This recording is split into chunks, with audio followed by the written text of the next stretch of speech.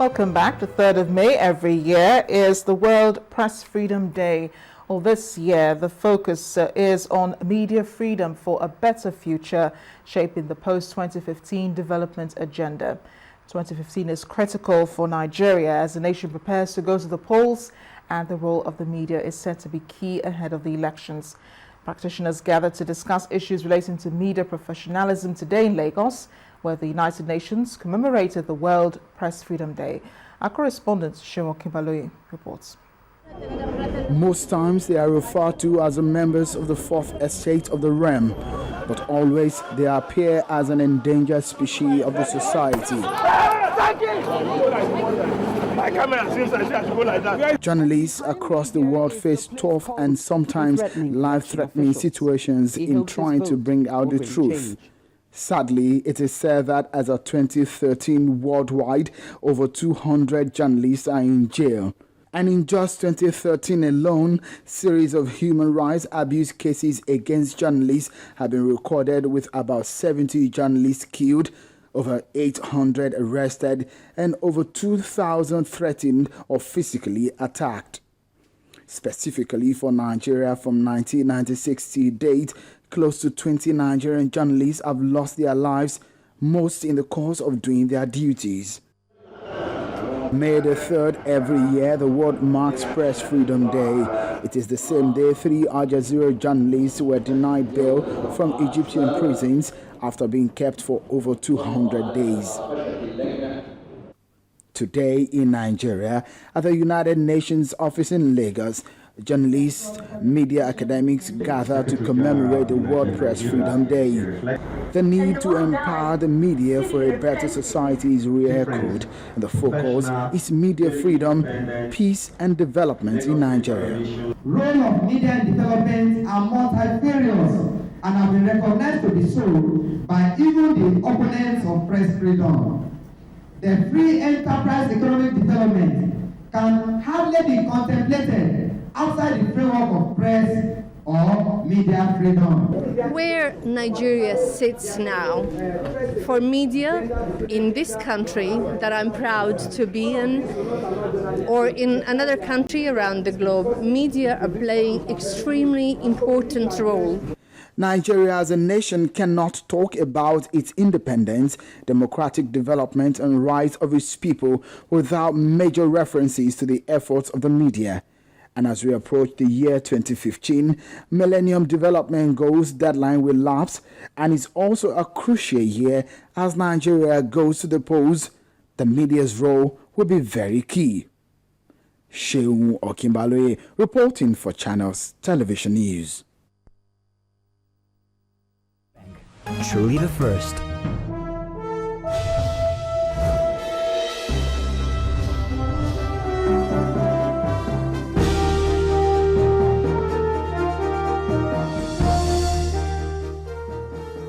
Welcome to Business News. As the World Economic Forum on Africa kicks off on Wednesday, the Nigerian Stock Exchange is expected to be a major beneficiary of the mid to long-term effects of the conference outcome.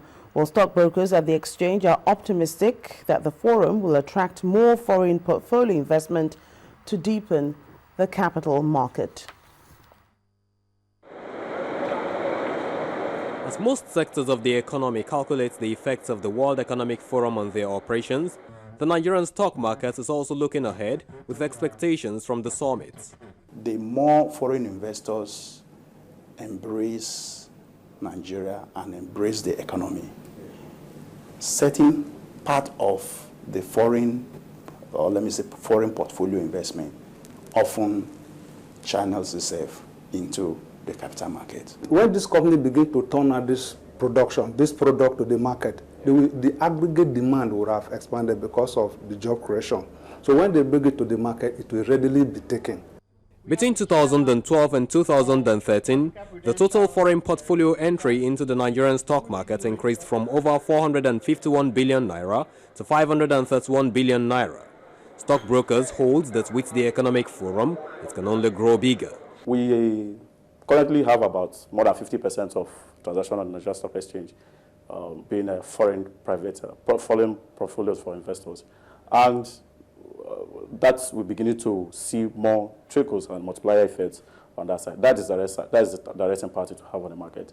When the World Economic Forum eventually holds in Abuja, Customs Street will not be the only place expecting a lot of benefits from the World Economic Forum. But other stock exchanges across Africa, like the BVRM in Cote d'Ivoire, the Ghana Stock Exchange, as well as the Johannesburg Stock Exchange, are seemingly waiting right now for a lot of the benefits from the World Economic Forum. From the Nigerian Stock Exchange in Customs Street, Lagos, Temple Ashaju, Channels Television News. Well, certainly final preparations are being put in place as the World Economic Forum kicks off in about 8 hours from now. Security has been beefed up in the federal capital city, Abuja, and all seems set. Channels Television is the host broadcaster of the epoch-making event, which hosts about 1,000 delegates attending. Our correspondent, Adeshewa Josh, reports. All roads lead to Abuja, the nation's federal capital territory, as world leaders, business moguls, among others, head to Nigeria to attend the biggest event yet in the continent, the World Economic Forum Africa. Security has been beefed up in and around the venue of the conference. The managing director and general manager of Transcorp Hilton have also promised safety and excellent coordination for all participants. It has taken us over 9 months of preparations. We've engaged the authorities, local authorities and WEF authorities in planning all the logistics. On the infrastructure side, we've done a lot of changes from the external part and internal side. And my colleague, General Manager, will speak on the preparations on the human resource side. So fully, we're ready. So we have had several visits of the people from Switzerland, of World Economic Forum Davos, coming here, briefing us of what were their expectations. And so we have tailored all our training programs to really match. It is a world-class service we want to deliver. We're fully ready because we have been training so much with our team members. Meanwhile, movement will be restricted from May the 7th through May the 9th, when the conference ends. All eyes will be on Nigeria, both locally and internationally, in terms of delivering on all of its promises concerning the success of World Economic Forum Africa, especially in the area of security. Adeshewa Josh, Channels Television News. In other news, shareholders of Fidelity Bank PLC have approved a dividend of 14 kobo per ordinary share as proposed by the Lenders Board for 2013 financial year. The approval was given at the bank's 26th annual general meeting, which held in Uyo, Akwa Ibom State. The managing director of Fidelity Bank, Mr. Nnamdi Okonkwo, says that the institution is aiming for greater heights despite its performance in the last financial year.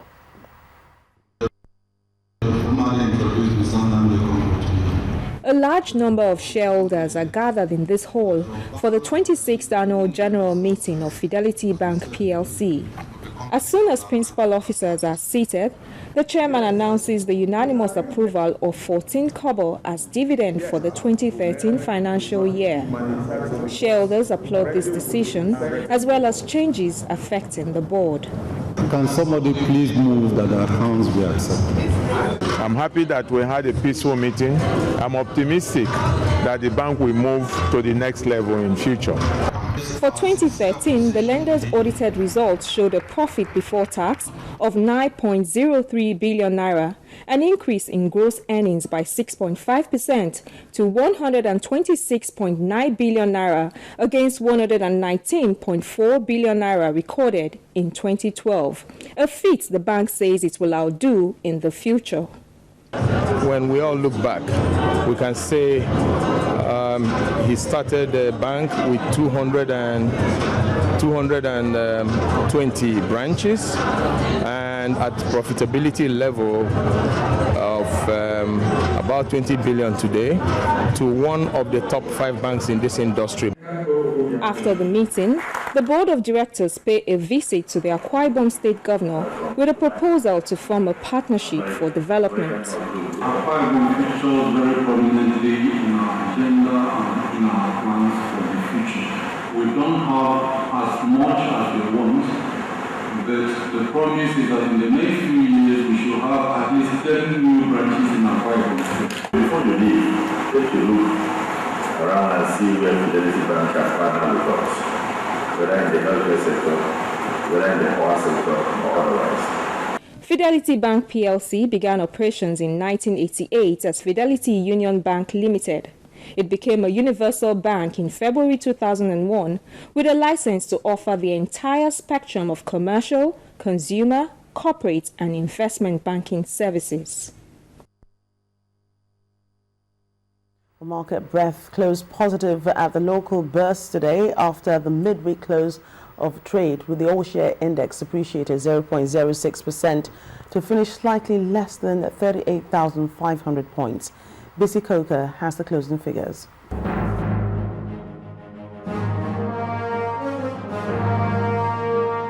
Hello and welcome to the stock market reports. The key benchmark index of the Nigerian equities market recorded a modest gain as market breadth closed positive with 26 gainers against 20 losers. The all-share index appreciated by 0.06% to finish at 38,474.07 with a market capitalization of 12.66 trillion naira. Seplat Petroleum Development Company was among the gainers for the day, adding 30 naira 96 kobo. Nestle and Total are also on the gainers list. With a price loss of 4 naira 50 kobo, 7-Up led Nigerian breweries, Dangote Cement, and 17 other price losers. Africa Insurance, Access Bank, and UBA were the most active to boost market turnover. When the closing bell rang, investors in 5,209 deals exchanged 511.32 million units for 4.63 billion naira. And that ends the stock market reports. I am Bisi Coker.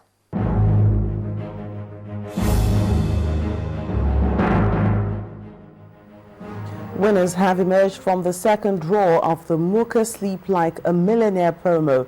The promo, which began in March, is designed to reward loyal customers, create more awareness, and sustain the company's efforts at checkmating the imitation of its products. Our correspondent, Calvin Obeton, reports. 40 people, 40 lucky winners. It's another round of draws for the Muka Sleep Like a Millionaire promo. Customers and distributors of Muka products, as well as observers, watch as winners are picked from a pool of participants through an electronic spin. 40 winners emerged from the 5,000 naira and 50 from the 10,000 naira categories, 24 from the 25,000 naira and 50,000 naira each, and 4 winners each from the 250,000 naira and the 500,000 naira categories. All winners were reached by mobile phone. My name is Gerald, calling from Muka Limited. You're a proud winner of 500,000 naira cash. Wow. That's seriously amazing. Winners from the last draw were also presented with their prizes. Cash prize. Olubajo Olasukami, a student from Lagos, and Evans Obaretin from Edo State won the grand prize of 1 million naira each. Muka made millionaire. For them, it's a dream come true. Since I've been working, I've never even think of getting up to even 200,000 or another 100,000. So it's just like a dream. So I say a big thank you to Muka Phone. When I bought the foam, I saw it. I ignored it. I don't want better. I said, how much? 4 naira to send message to, let me try.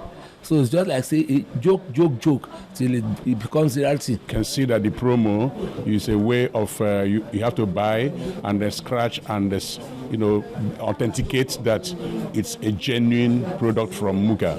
To participate in the promo, simply buy any of the Muka mattresses, scratch the authentication panel for a code, and text it to 38353 for free, and follow the instructions.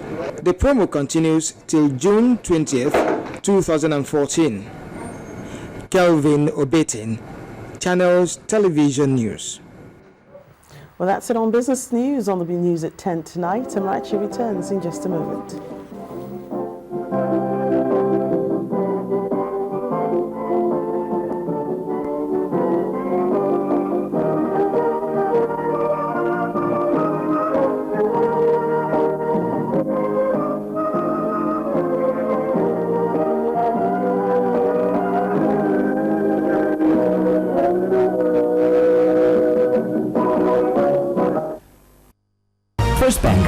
truly the first. Still ahead on the news at 10, Stoke City forward Osaze Odomige's international exile ends after he's included in coach Stephen Keshi's provisional World Cup list. That's in sports news. Please join us again.